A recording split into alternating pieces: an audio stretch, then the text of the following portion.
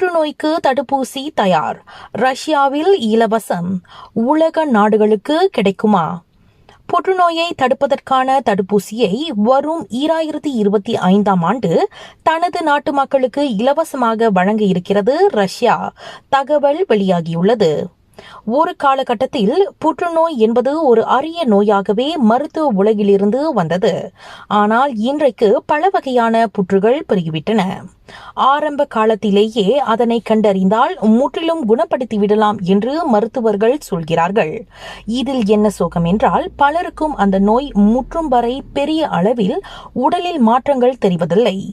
எனவே முதற்கட்டத்தின் போதே சிகிச்சைக்கு செல்பவர்கள் மிக குறைவான அளவிலேயே உள்ளனர்.